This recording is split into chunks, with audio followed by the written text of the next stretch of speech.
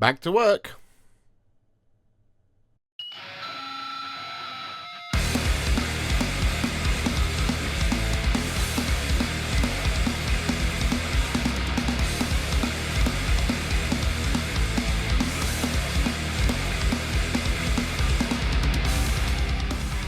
Everybody, it's the Warhipster here, coming at you with our first video of 2026. Yes, we are back. It feels like we never left. Yes, hello everybody, welcome back. And today we are doing our first Sprue review. That's what we're kicking off the year with, of the Maggotkin of Nurgle. Yes, as if Darkwater wasn't enough, we are back. Games Workshop have been very kind and have sent me the range of the new Maggotkin of Nurgle stuff to build up and paint with all of you, and we've done half of that. I had a few days off, okay, so I haven't done all of it. I'm just gonna tell you now. Instead, if you're excited to see a full range of fully painted Maggotkin of Nurgle, it hasn't happened yet. We have done the main one, the big important one, but I'll show you him a little bit later on. So a massive thank you to them, as always, for sending me this stuff early. I was really excited for this after Darkwater. I wanted to plow straight into it, but then of course there was a gap, but I didn't realise there wasn't going to be that gap, if you see what I mean. So yeah, all of this was announced at the same time, with Festus, the Rotswords, new Putrid Blightkings, Sloven Knights, and of course Pestigors as well. And most of Darkwater apparently goes into the Maggotkin of Nurgle book as well. I say most, because not all. Well, technically all of it. I guess it all does go in. Well, the Maggotkin of Nurgle stuff. It's just there aren't specific unit entries in the battle tome for, like, the Blight Templars. And I think Mulgoth the Cleaver as well. But anyway, we're not here to talk about rules. We're here to talk about plastic model kits. And, well, it was an interesting build experience, that's for sure. And what's going to be interesting about this one is, actually, there wasn't really much to be critical of. So, yeah. So before we jump into those sprues, let me know down in the comments if you're excited for the Maggotkin of Nurgle, if you're going to be picking some of these up for yourself. And, well, what are you most excited for 2026? Let's do that as well. Hobby resolutions, if you want to do that, the comment section is just down below. But also just down below is the like button, which if you hit that, that's a free way to support this video and of course the channel. And it's also free to hit that subscribe button. We didn't hit 100,000 subs last year, big sad, but we will do it this year, I'm sure. So if you'd like to help me get there quicker, then please hit that subscribe button. I would be very appreciative. So without further ado, let's take a look at Maggotkin of Nurgle. Alrighty, we are going to kick things off with the Rotswords, because I feel like these guys are possibly going to be a problem to build. I'm really hoping that they're not. I'm hoping to be delighted and surprised by the simplicity of this kit. But it feels hefty. They look pretty complex. So we're just going to start here and hope for the best. You get 10 of them in the box. 10 whole Rotswords. And they're fantastic. I mean, look at these. Look at those models. Absolutely beautiful to behold. Alright. Here we go. We have a bag of bases. They look like 32 mils. So not that big. That's it for what's in there. Doesn't look like we have a decal sheet. No, we don't. So what do we get? We get 1, 2, 3 sprues, bag of 32 mil bases, and an instruction manual. Here it is. So what do we have? Well, we have interchangeable parts. We have interchangeable heads, interchangeable weapons, and interchangeable shields. And now we build our first Rotsword down here. 1, 2, 3, 4, 5 components to build a body. That looks like we're going to build lots of bodies. Nope. We're just going to choose the variant we want to build. So we're either going to build the champion or a Rotsword, or hold on, what? That doesn't feel like that's in the correct order. choose the variant you want to build. So we build up to there. And then if you want to build a champ... Oh, I see. I get it. Yes. Right, so whichever one of these you want to build, that's the choice. And then you choose if you want to build a champion or a Rotsword, and that is a head that is pretty much the only difference there. Looks like a shoulder might be slightly different. And then we just move on. So that one's done, and then we move on. So then what? So ultimately, it's going to be 5 pieces. 6, 7, 8, 9, 10, 11, 12, 13 pieces. Okay. The next one is 1, 2, 3, 4. And then 5, 6, 7. Depending on variant. Huh? I'm so confused. Did I miss a page there? Yes.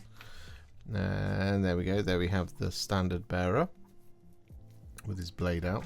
So then you have to make your choice of this sword here, 18 and 25, to then build your standard bearer. So it's going to be 1, 2, 3, 4, 5, 6, and 7, 8, 9, 10, 11, plus a head that's interchangeable, 12, plus a shoulder that is interchangeable. No, the shoulder's not interchangeable, 13.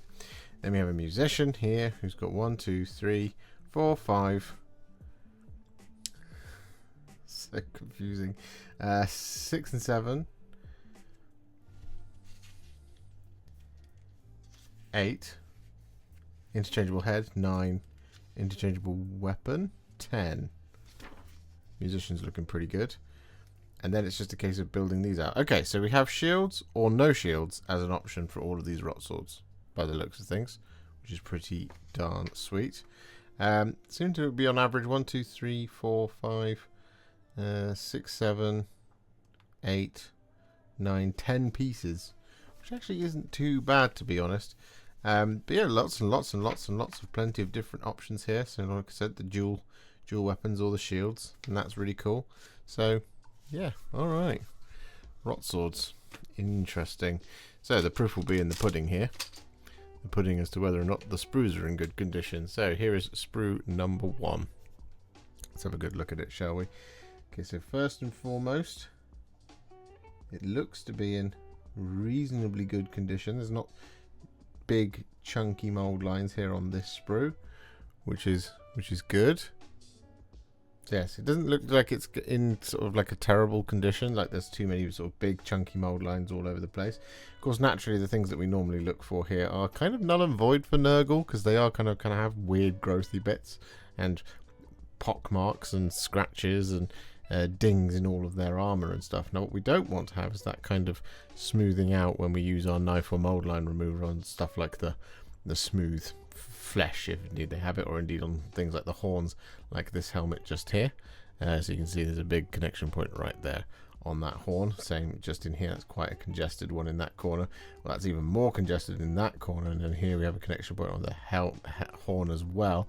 So that looks to be a theme. Yep, over here on 52 as well, just a flat connection point right on the underside of the horn.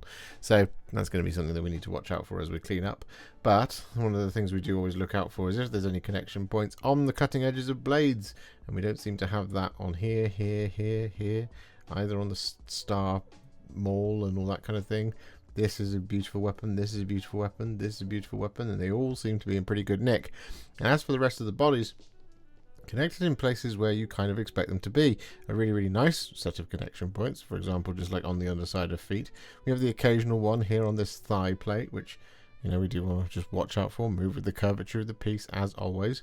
But that is a pretty darn good looking sprue, despite those helmets. The connection point just being there on the underside of the horn is a little bit annoying, because it's just that sort of curve, and it's like a concaved, I hope I got that the right way around. A concaved curve, which feels like a natural motion to be cleaning it off with your knife or mold line remover, but actually what you can sometimes find is if it's too curved, you end up just digging in and taking off a bunch of the plastic, which you obviously don't want to do. So just be careful for that, or watch out for that, I should say. But otherwise, yeah, that looks pretty good. Let's look at sprue number 2, shall we? Here is sprue number 2, where we have a number of shields. 1, 2, 3, 4, 5, 6, 7, 8, 9, 10 whole shields. We also have some more bodies and things like that. So we've got connection points on the underside of boots and things. This sword is in really good nick. Oh no, sorry, I've got a connection point there on a cutting edge of a blade. Boo, no, don't like to see that. That's already a mark off. We don't have it on here or here or here. Don't have it on the axe either, but we have more of the helmet action going on over here. One here and one here. Again, connection point on the underside of the horn in the same place. Shields are connected how you would expect. Mold lines seem to be fairly reasonable again, not too thick and chunky, which is good. It means cleanup should be reasonably simple and elegant as we go through. We do have a couple of congested points, for example, here on this piece of armor over here. Just that sort of connection point where it's a little bit congested between the plates. Just be careful with that. You might want to cut it a little bit further back and then smooth it right off with the knife, rather than kind of go up against the miniature there. But yeah, otherwise, pretty much more same as we had on the first sprue, as you kind of would come to expect after a time. We have some bear heads here as well, which look awesome. But they are unfortunately connected on the tops of the heads, where it should be smooth, hairless skin. So that's probably going to... None of the heads are in good nick so far. We haven't seen a good one, which is a bit of a shame. And then we have sprue number 3. Here it is. And it's more of the same. So this sword, in good condition, no cutting edge blades. This one doesn't actually have one on a cutting edge blade, so that's just one in like 10 or 15, however many weapons we've got here. But it is a shame. We have kind of connection points in the right places for these sort of macy hammer bits, and this axe of course also escapes the dreaded fate. We do have a head over here which has 2 connection points on either side of the helmet, so it's going to require a little bit more clean up. But this one here, we're on the underside of the horn, and this here we're on the underside of both horns, which is it's a bit disappointing. So none of the heads escape that dreaded fate, unfortunately. All of the heads are going to be a little bit tricky to deal with, which is a bit of a shame, because the head is a focal point of any miniature, but it is what it is. There's nothing you can really do about it. The musician's instrument over here, all these lovely bells, that's connected really nicely, and that is a wonderful piece of plastic right there. I'm a big fan of that. I think that just looks wonderful. Yeah, that's great. And we have the large banner here as well. It's quite big. It's a lot bigger than I thought it was. But it's nice and simple, which is good for a change. You know, there's not like a huge amount going on there. Is that a shield? I think that might be a shield, or it's a part of the banner. I'm not entirely sure. But yeah, I mean, look, the banner looks great. It feels really appropriate. Not like a big sort of flowy flag. It's just this sort of tattered remnant, which is really cool. I really like it. And yeah, well, alright. That means that it's now time for us to build a Rotsword. We'll see how long it takes to put one together, and then we'll be back with some more Maggotkin of Nurgle.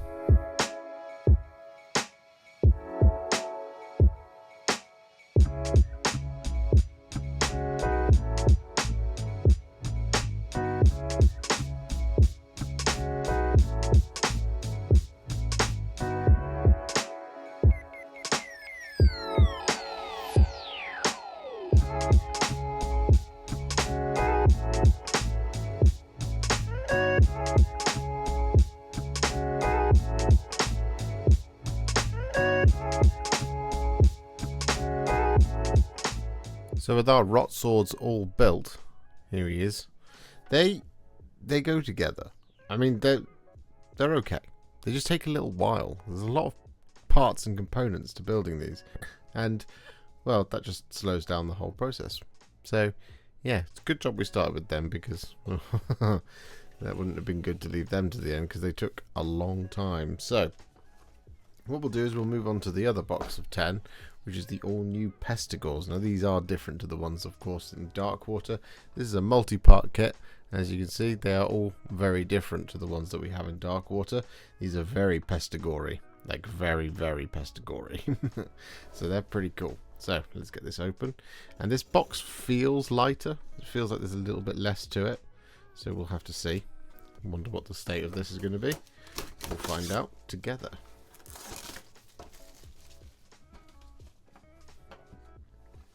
So 1, 2, 3, 4, 5, 6, 7, 8, 9, 10 in the box, as you would expect.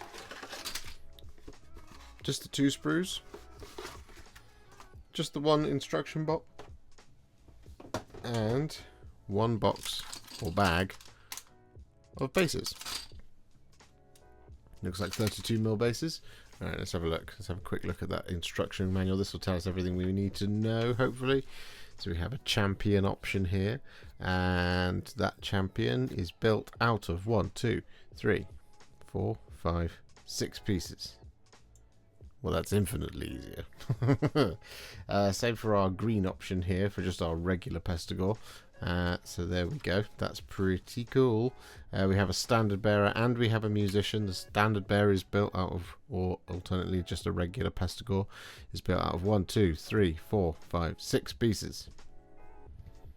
Interesting. Our musician is built out of 1, 2, 3, 4 pieces. Is that really just 4? Okay. Cool.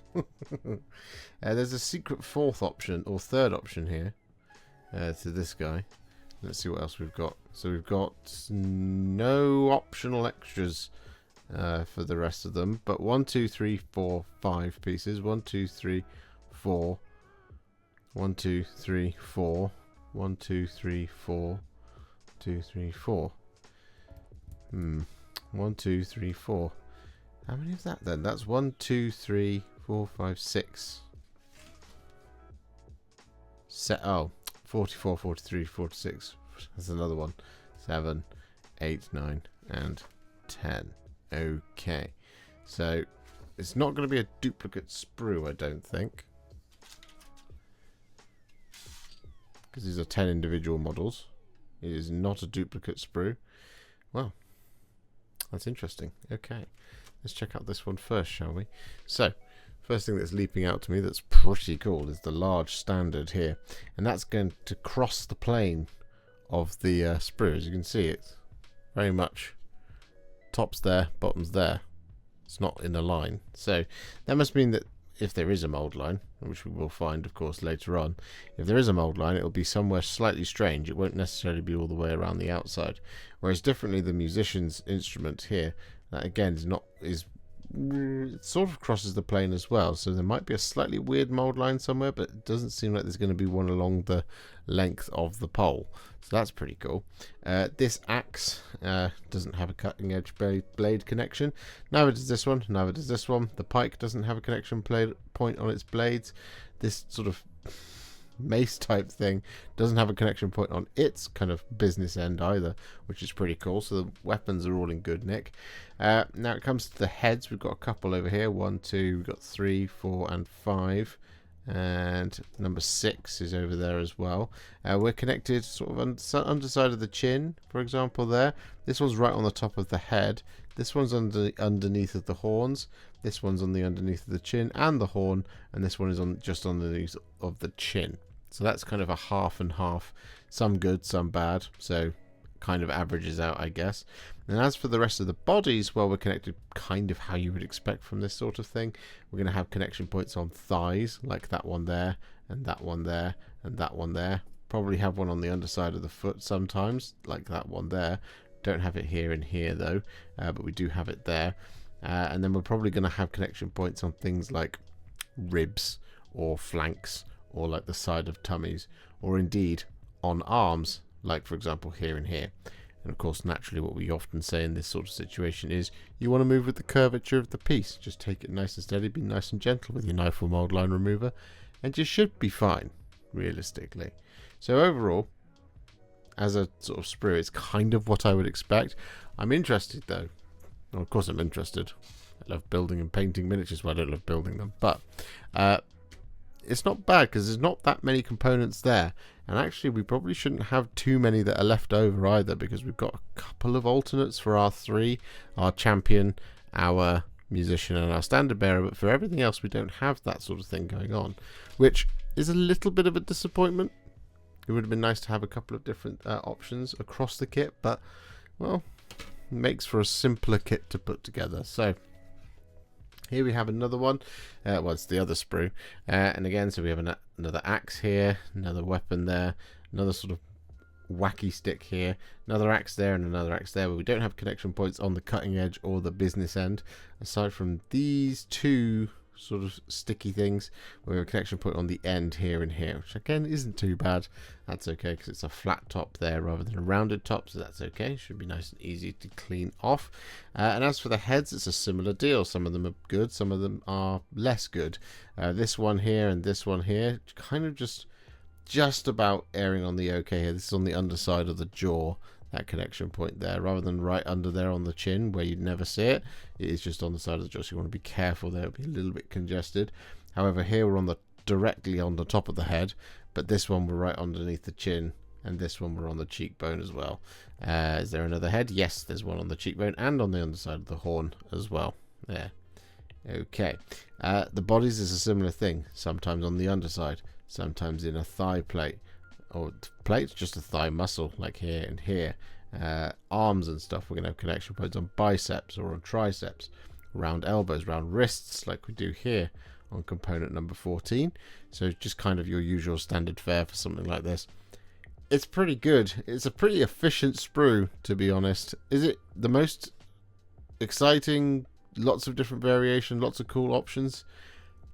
No. But that doesn't mean it's not a good set of sprues. I think it looks pretty good, and like mold lines wise, they're there, but they're not super prominent, which must mean it's going to be slightly easier to clean these up. So that's a good thing, at least. I guess we'll just have to see how long it takes. But I'm guessing they're going to be much quicker than the Rotswords.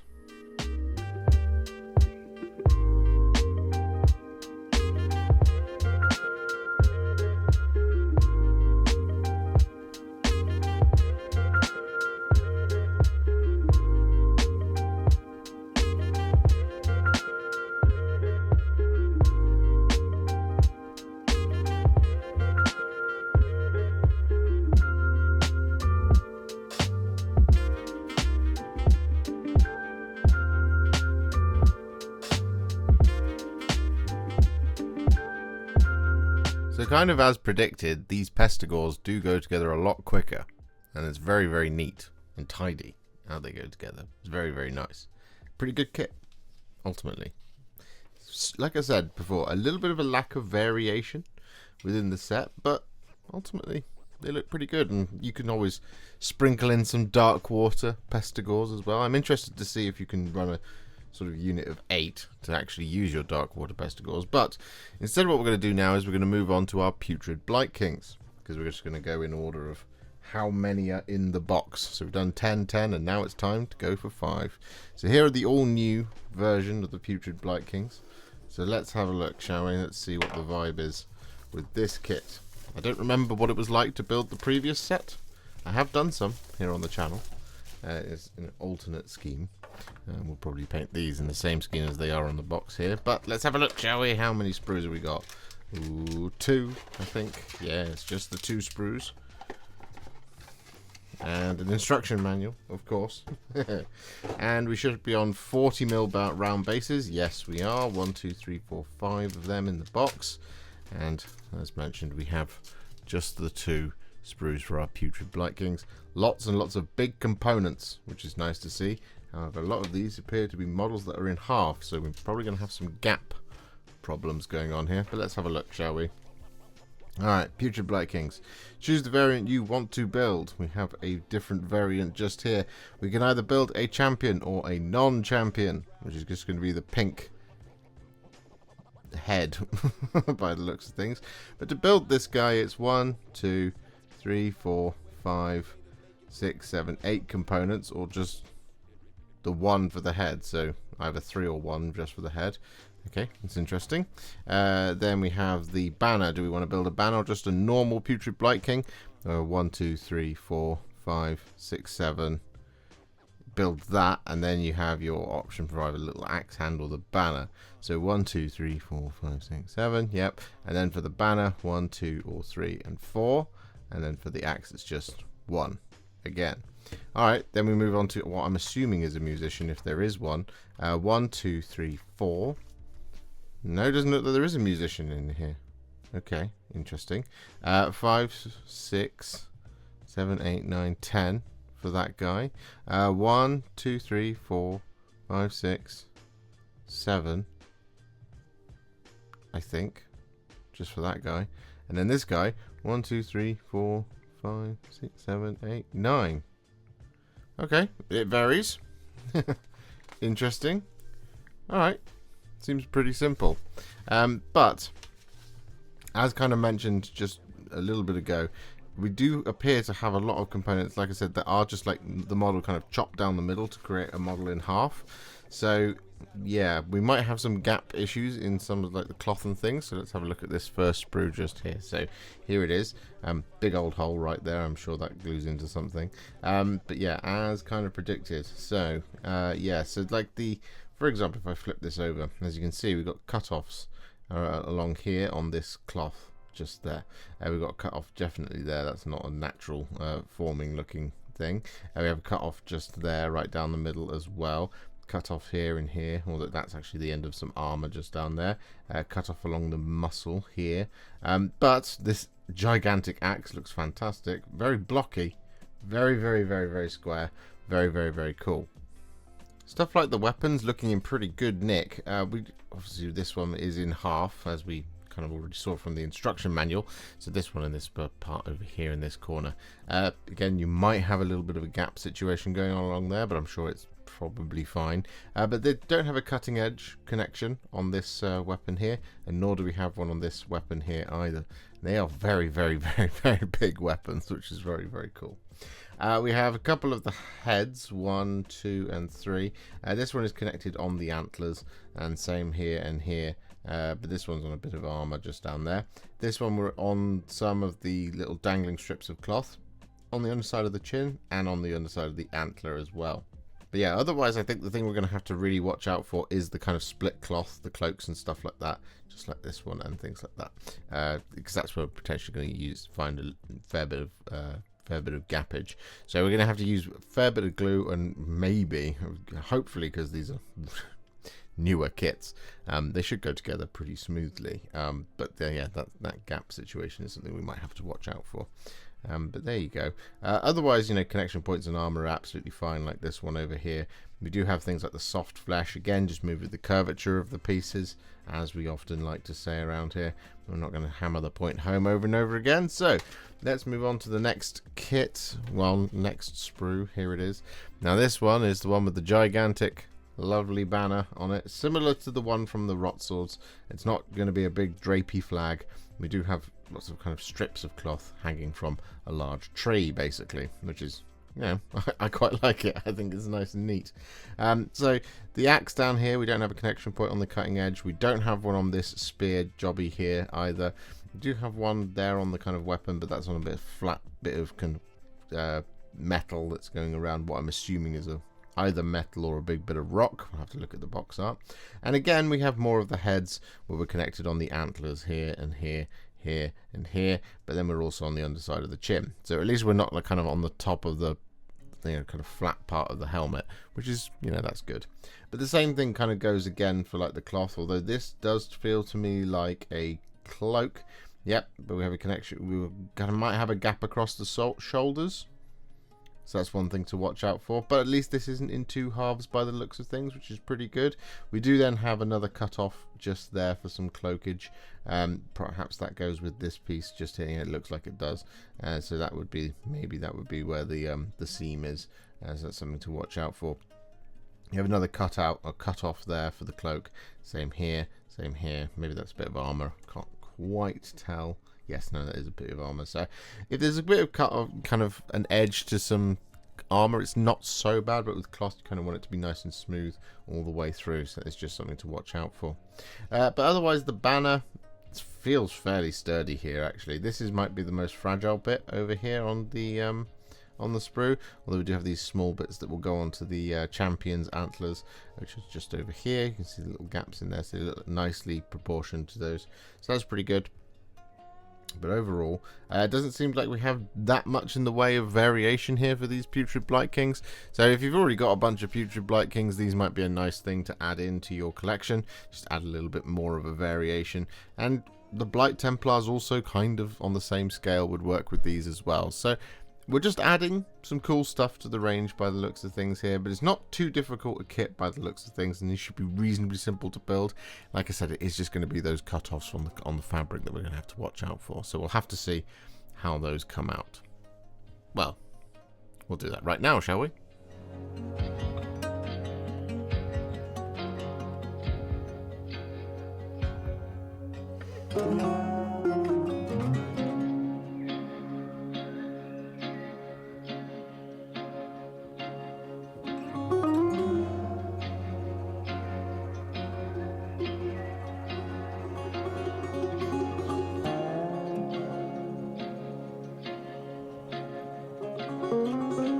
So our Putrid Blightkings are all built. They are pretty chunky if we compare them to a Rotsword. There's a bit of difference. Just a little bit. A little bit of height, a little bit of heft. As you can see, we'll do this one as well. There we go. Shows it a little bit better. Anyway, there we go. Putrid Blightkings all done. As predicted, lots of kind of halved cloth and stuff to be on the lookout for. Some gaps and stuff here and there, just to have a look out for. This one I think is absolutely fine by the shoulder, because it's kind of the junction, the kind of connector between the two bits of armor, so that's okay. But some of them just have to be on the lookout for. Anyway, now that the Putrid Blightkings are done, we've gone 10, we've gone 10, we've gone 5, so now it's time to go for 3. Yes, I'm talking of course about the Sloven Knights. Here they are. This is the new cavalry option for the Maggotkin of Nurgle. Very cool, very exciting, especially as we can now accompany our somber horses in the form of the Harbinger of Despair, whatever his name is, Harbinger of Decay. That guy, the really cool one on the horse. The name is completely gone from me, but there we go.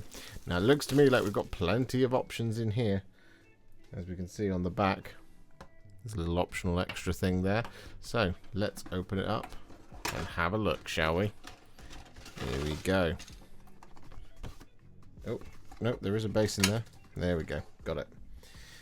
Right, so we've got 3, what I'm going to guess is 60mm oval bases, possibly 90mm oval bases. We get 2 sprues in our entirety, and of course, get an instruction manual. Quite a light one. So this is interesting. This might be a reasonable build. Let's see, well, we got 75mm oval bases, so I was completely wrong. Okay. Right, what do we have? We have interchangeable parts for the heads. We have a champion option here, and then we build the first of our horses.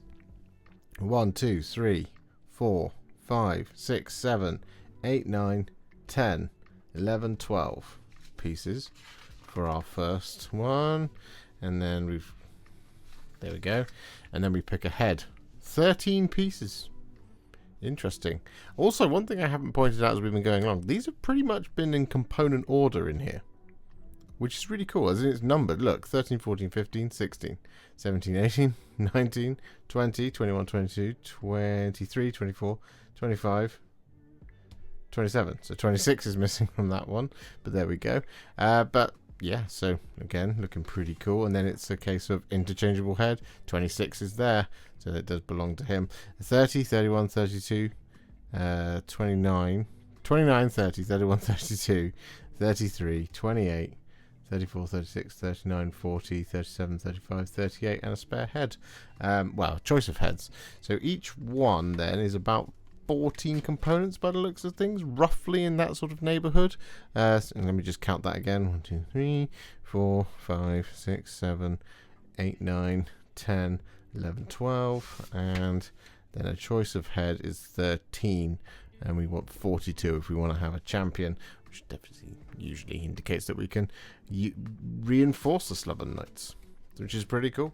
Okay, they seem fairly simple to put together, not too many components per knight, which is nice. So let's have a look at them sprues, shall we? So here is sprue number 1. There it is. And how many horses do we have on this one sprue? Possibly 2 by the looks of things. This might be like with the Rotswords, where we were kind of going back and forth between the sprues, which was kind of the reason why they took so long, is you were kind of looking for the leg over here, body over there, weapon over here, and so on and so forth. But there we go. Anyway, What are we looking for? Well, kind of with cavalry stuff, the real thing that you're looking for is whether or not we're going to have connection points on the actual, like, the musculature of the horse itself. What we kind of want to see is more or less it mostly be in things like the cloth or leather straps or armor, if indeed that is present. And for the most part, it looks like we do have that going on. So we have a connection point there, for example, on the underside of the hoof. That's absolutely fine. And then here on the cloth, just there, that one's on the saddle, and this one is on the belly of the horse. So that's one on this horse is on this piece. It's component number 1, so this is component number 2 over here, which should then be pretty much covered up by this, by the looks of things. That'll slot in over there and over the top of that, so if you mangle that, for example, it shouldn't be the end of the world. But then here we're connected on the cloth, underside of the hoof, cloth, and then cloth up there. Perfect, exactly what we like to see from a horse. Over here, though, this is an example of where, you know, it gets a little bit trickier. We're over here on the musculature of the horse there. This is connected on the underside of the hoof. This is in the musculature of the horse, although that is part of the join where it's going to be connected to something else. And this looks to be on the skin of the horse, and that also looks to be on the skin of the horse. So that's 3 in 1 that are going to be sort of an outward facing part of the skin. So as we've kind of said so far, move with the curvature of the piece and you should be absolutely fine. And we have a very funny piece just here. Number 3, this should go to the other side of that horse just there. Yeah, it looks like it does. I've just noticed it actually as I flipped over the sprue. These seem to be like the biggest mold lines I've seen so far across the set. Yeah, I see a big one going right down there on the front of the horse. So out of everything that we've done so far, the cleanup's been pretty good. Maybe the trade-off here is that these are very detailed, low components but high cleanup, which we'll have to see. Another thing to watch out for, of course, here is that we do have the potential for join gaps as well between bits of cloth, of course. And it's going to be talked about in the Putrid Blightkings. That is very much on display here. Hopefully it's not going to be an issue. So for example, like this seems to be like almost the entirety of a half of a horse, and maybe like, for example, this component goes inside there, which is okay. I mean, in fact, it looks like it probably does, because that's 3 and that's number 4, so it should be hidden, right? But when you have things like this one and this one going together, or indeed this one and this part, for example, I'm not saying these definitely do work this way, but when you have those kind of joins up in the cloth, again, you might end up with some gaps. We do have the entirety of a body here, though, which is most of the model, which looks pretty cool. It doesn't seem to have too much more to do to it other than put a back on it, which looks like it could be sort of one of these types of components and stuff like that. So, again, pretty simple, but we do have some of the heads over here where we're connected on the antlers once more, and on the underside of the neck. Antlers here, underside of the neck. Underside of the neck, and on the antlers as well. So again, just the same things that we've been looking for throughout all of this Maggotkin of Nurgle stuff are present here on this one sprue. We do have also this tail over here, which I will point out, where we're connected just on the underside of the hair. It's not in amongst the hair, so that's just about okay, but there we go. Anyway, what we're going to do is move on to the next sprue. Here it is, and there we go. So pretty much more of the same sort of thing. We do have another one of these very cool weapons connected. Doesn't look like we've actually got any bladed weapons. So yeah, everything's a flat sort of hammer bludgeony instrument. So yeah, don't have to worry about connection points on cutting edges of blades or anything like that. But the same things like we've just talked about on the horse bodies and stuff are very much present here on the side of the hoof. But then we have one here on the back of the leg. So that's kind of like not the first one. Same over here. So again, not the first one for the sort of smooth musculature of the horse. It's those bits that you really have to pay attention to make sure you get it nice and smooth, so you don't accidentally gouge it out, or kind of take off any of that lovely detail in the curve of the muscle. But yeah, it's just kind of more of the same. The horse tails are exactly the same as the one just on the underside, in amongst the hair. It's not like, for example, on the top, which is when it's on the top, it's kind of really noticeable if you accidentally kind of take off too much of it. On the underside, though, it's kind of easier to avoid, and also you can't really see it from a top-down point of view.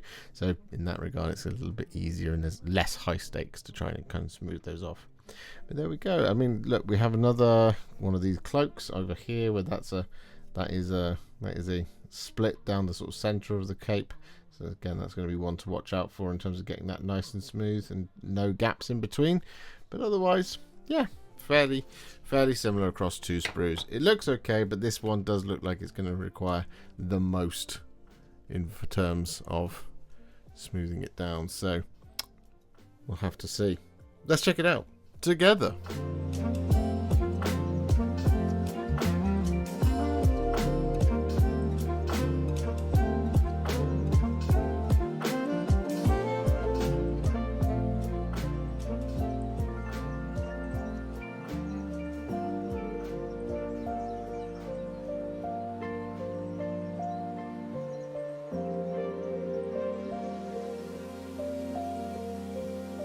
So with our Sloven Knights all built, I think they're absolutely spectacular. Wonderful addition to the Maggotkin of Nurgle.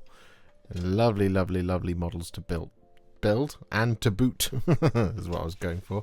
But there we go. So that is the 3. So now it is now time for the 1. The main event, many would say.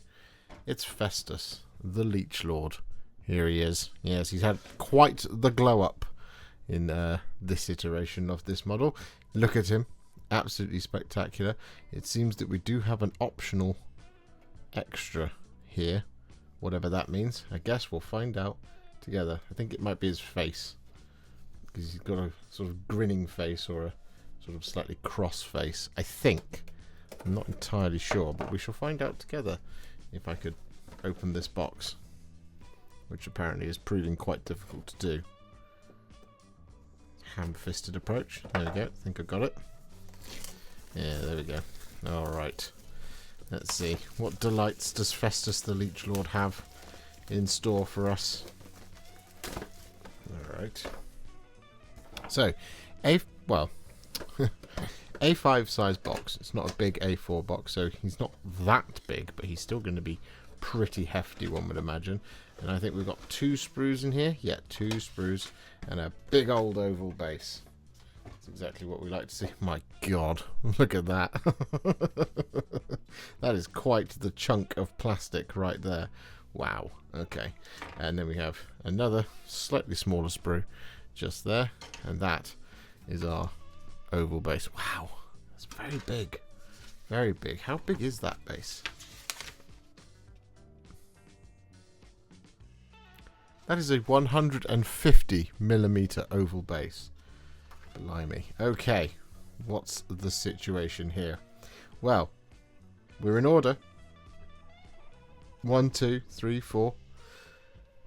To a point. 5, 6, 7, 8. On page 1. On page 2, we go 9, 10, 11, 12, 13, 14, 15, 16. And that constructs the big flobbly monster. 17, then we have a choice of heads, yes, as I suspected. So 17, 18 or 19, but for purposes of how many components it takes to build, that would be 18. 19, 20, 21, 22, 23, 24, 25, 26, 27, 28, 29, and that builds Festus. And then 30, 31, 32, 33, 34, 35, 36, 37 components by the looks of things. I hope I've counted that right. I might not have counted that correct, but overall seems like a pretty neat build. Not too much of an optional, but yes, we do have that optional head, which is cool. Depends on what your vibe is, I reckon.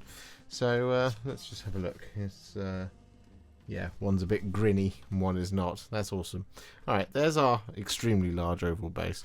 Let's have a look at these sprues. So we'll start with the little sprue just here. Start with that one first, get that one done. Right, what are we looking for here? Well, character stuff. But firstly, the thing I'm just going to check is to see how bad the cleanup could be on here. It looks to be in fairly reasonable condition. There are of course mold lines, but not as thick as they were on the knights, which is very promising. Although you will only have to build one of these, one would assume. So it is what it is. This looks like it's mostly Festus is on this on this particular sprue. Of course, we have one of the heads. That's the grinning one, and that is the stern one. I really like the grinning one. I'm probably going to go with that one. But there we go. Alright, seems to be a pretty good nick sprue. Connected in ways that you kind of would really like for most things to be connected. So for example here, that's a bit of hard wood, or kind of like a hard edge perhaps of some kind. That's connected there. Then we're on the underside of all of this stuff here and here, and then right there in the join where it's presumably going to glue into something else. So that's really good. Same over here, exactly the same deal, on the underside, on the underside, on the underside, on the underside, here in the join, here in the join. So that's great. Same for the cauldron mostly. We do have connection points on the underside of it, again, where it's going to glue into some other stuff. We do have one here on what I'm assuming is some form of tentacle holding a big bottle of something. So just there. So that's on the rounded part of the glass, so that's a little bit tricky to deal with, but again, just move with the curvature of the piece. And then the head, we're connected here at the sort of temple where it's going to go into the hood, and here where it's also not going to be seen. Same for this one over here. So that's pretty good. 2 connection points on this one, looking good in a nice placed area. We have some sort of victim just here, connected in as reasonable a place as possible. This one is very close to a boil, which is just a little bit kind of congested in there. This one is on the side of the head, which is a bit of a shame depending on how this goes onto the model. And this one is right in an ankle, so that'll be pretty congested. But this one here is on a bit of cloth, so that's just about okay. This one's okay. This looks to be some sort of tongue or end of tail or some sort of thing. It's component 6, so that'll be quite early on in the build of the big worm. So there we go. There's the other half of the cauldron, connected in very similar ways to the other one, sort of on the underside here at the join, and on this sort of antler type thing, or ladle, whatever that's meant to be. So yeah, is what it is. Then we have like the main body of Festus by the looks of things, which is connected pretty sparsely, once, twice, 3 times. Here it's inside what looks to be, oh no, it's not in a join. So these two are sort of outward facing areas, here and here, so you're going to want to make sure you get that nice and smooth. And same here is on the top of his head, that's an outward facing area too, so you want to make sure you get that nice and smooth, just because these will be fairly obvious areas if you kind of mangle it too much with your knife or mold line remover. But otherwise, yeah, it seems every piece seems fairly sturdy.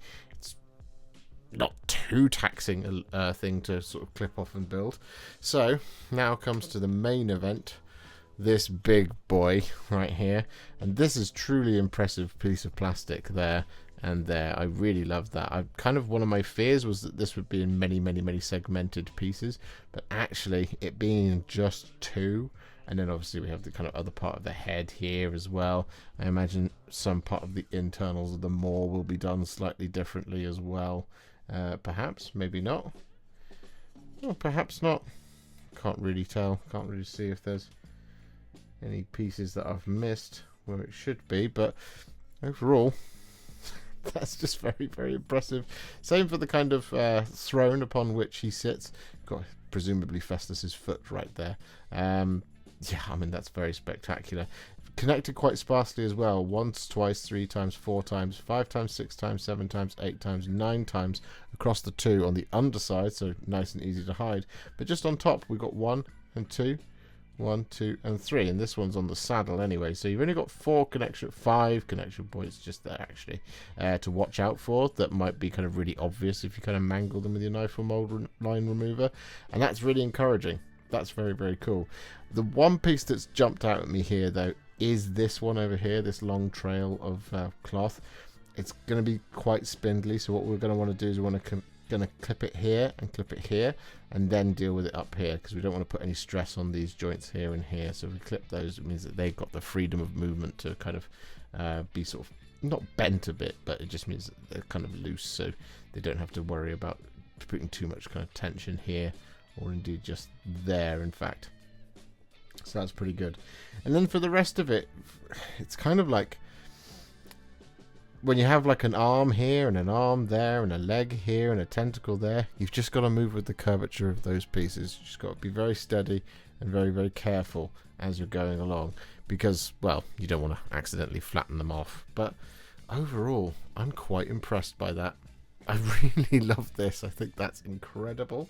I cannot wait to paint this guy, and I cannot wait to get this one built and ready. So let's jump in and do that, shall we? Festus the Leechlord. I knew we saved the best till last.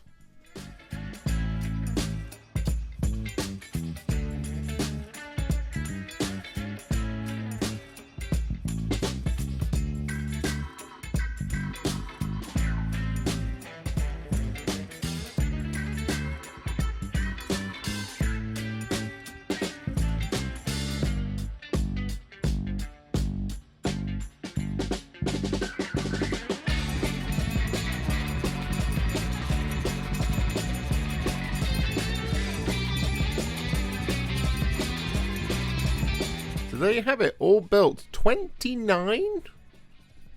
Yes, 29 brand new miniatures. I mean, the Darkwater stuff is also new, I guess. It's just, that was last year. It's so last year, Darkwater, you know? So, God, why won't they release anything for Maggotkin of Nurgle? And as I said at the top of the video, I actually, because I've had a few days off just to recuperate a little bit from 2025, we actually haven't gotten through all 29 of our new miniatures, but what we have done is we've painted this one. Yes, of course we started with Festus the Leechlord. Where else would we go? Yeah, so, I mean, look at him. He's absolutely fantastic. It's just such a wonderful miniature, and it's a lot of fun to paint. There's a lot of detail, a lot of steps, but ultimately, once it starts to come together, it's just one of the most impressive things you will ever do with your Maggotkin of Nurgle collections, I'm sure. It certainly is one of mine.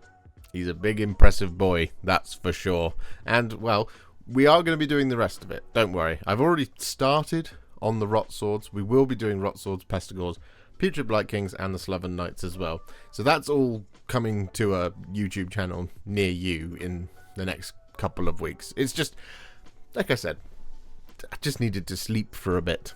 Just a bit. But overall, what do we think of the Maggotkin of Nurgle's kits? I mean, this is such a sort of strange sprue review in many ways. And it's because there's fundamentally not a lot wrong with these sprues, but there's a couple of very specific narrow parts that are really annoying.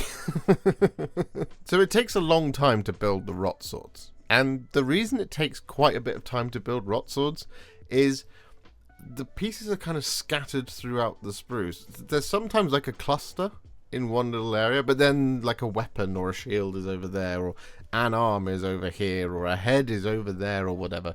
It's a little bit frustrating as you go around, and some of like the actual building of it, like the contact points between the pieces, looks really sturdy, and then you apply a little bit of pressure and the whole thing just sort of in your hands. So you have to be gentle as you build these, which is strange for Maggotkin of Nurgle. They're hardly gentle miniatures, that's for sure. And they just take a while, and it was difficult to put my finger and my hands on why they took such a long time to put together. And it was because of that, hunting for components and then just being tender with the pieces, for lack of a better word. And that was kind of a bit frustrating. Then also there's things like with the Putrid Blightkings, where they're just sort of models that feel a bit like they were built as push-fit miniatures, but like the push-fit pegs were taken away and then they've just been cut down the middle, and that's why you've got so many of those like flat pieces that sort of should go together quite nicely, but you have to use a ton of glue to make sure you don't get a gap, and you have to really press quite hard. So in that regard, they're a strange one to put together. Sloven Knights are mostly fine. There's just a couple of pieces that just take a little bit of like angling in, like to clip in, which is a bit strange.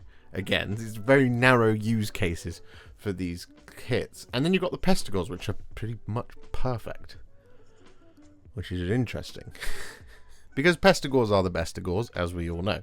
But they just go together really sweetly.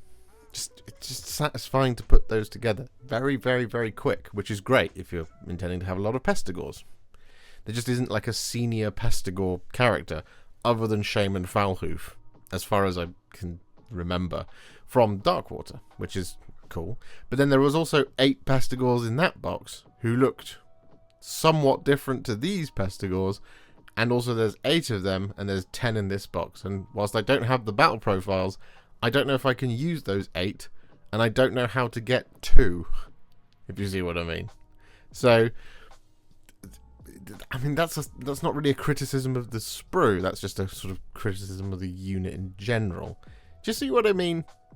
It's like a really, really great set of miniatures and kits and sprues, and it's really fun to build. But then there's these like little things which kind of just sort of dulls and blunts the excitement, or rather the impact. At least for me. Now I realise we've only talked about the most numerous of the kits. We haven't talked about Festus. Festus is beautiful. Festus the Leechlord is fantastic. Building that model is really interesting. Again, he goes together really, really, really well. Like, I'm so impressed by the worm thing, which I've taken to calling the Gather Blight, but I don't know if that's right. So I could be completely wrong. So if I've got that completely wrong, in the video when you see me paint him and you refer it to as a Gather Blight a lot, just remember, I'm an idiot. But I was super impressed by how that was basically 2, 3, 4, 5, 6-ish, 7-ish pieces, something like that. I think it was a little bit more, but you get my point, right? It's a really, really, really cool, impressive, impactful, big miniature. And it's so few components. That really makes me smile. So overall, Maggotkin of Nurgle, is it a roaring success? Well, I think it is, to be honest. I think they've just had the biggest glow up that any Chaos faction has had, aside from the Skaven. Not last year, the year before. Skaven had a pretty sweet glow up. And I also think it puts them now on par with how pretty the Hedonites of Slaanesh range is. I think we can mostly agree as a community that the Hedonites of Slaanesh range is the best of the mortal chaos stuff in Age of Sigmar. But I think this now kind of sits directly alongside it, which gives you a choice of your aesthetic, right? I would love to have Blades of Khorne up there, but those models are somewhat dated now. They've been around a long time, and I've been hearing rumours for years that they were getting a full redo, but that hasn't happened. But if you compare like the Rotswords to like Blood Reavers, or Blood Warriors, whatever they're called, it's like, oh. And the Putrid Blightkings, again, if you compare them to like the Wrathmongers and stuff like that. Sloven Knights, compare them to the Blood Warriors on Juggernauts, or what, I can't remember what they're all called. But the Khorne stuff, it's got a big range, but it's not a pretty range. Hedonites of Slaanesh has got a very pretty range, needs new demons, and the Maggotkin of Nurgle now have a very, very pretty mortals range, so now needs new demons, you guessed it. But all we're really waiting for now is to see if Disciples of Tzeentch get the same treatment. Maybe they will, maybe they won't. We shall have to see. But ultimately, I think this is a resounding success for the Maggotkin of Nurgle. Maggotkin of Nurgle fans should rejoice at having so many lovely brand new options for their mortals armies. Again, just more demons would be really cool. So overall, how do we feel about Maggotkin of Nurgle? Well, I specifically feel like it's such a difficult one to rate, this one, because I think on an aesthetic and an options and an expansion and all that kind of stuff, the sort of more esoteric stuff that sits around the actual case of the kits, I'm at a 10 out of 10, guys, if I'm being honest. But just because of the way that those models went together, I think some of them were just more annoying than others, and it's like, that's really what we're grading here, is how annoying they were, rather than how much to criticize these by. I mean, often we talk about like really thick mold lines, or we talk about connection points on cutting edges of blades, or like right on the forehead of a Space Marine's bare head, or like on their hip plates, or like the smooth armor plate features, which then have this big divot in them because they had a huge connection point to the sprue. That stuff's not here. But the placement on the sprues is really annoying, and some of the ways you put these models together, is a little bit trickier than normal. So at the end of the day, it's like, I mean, they're not bad kits, but they are annoying in some places, and I know I've said that a lot. So I think we're just going to settle around an 8 out of 10, blending all of that together. Because again, I don't think these are bad. I think they're generally pretty good. I think if you've got more patience for this sort of thing than I do, you'll put these at a sort of 10 out of 10. If you're one of those people who loves building and loves Maggotkin of Nurgle, you should be very, very happy. If you don't love building and you're not a fan of Maggotkin of Nurgle, well, thank you for watching the video anyway. So there we have it. First video, 2026 in the bag. We need to give you our second video, which will be Festus the Leechlord, and hopefully we'll get some more Maggotkin of Nurgle painted this week. And, yeah, that's all I got. See you later, I guess.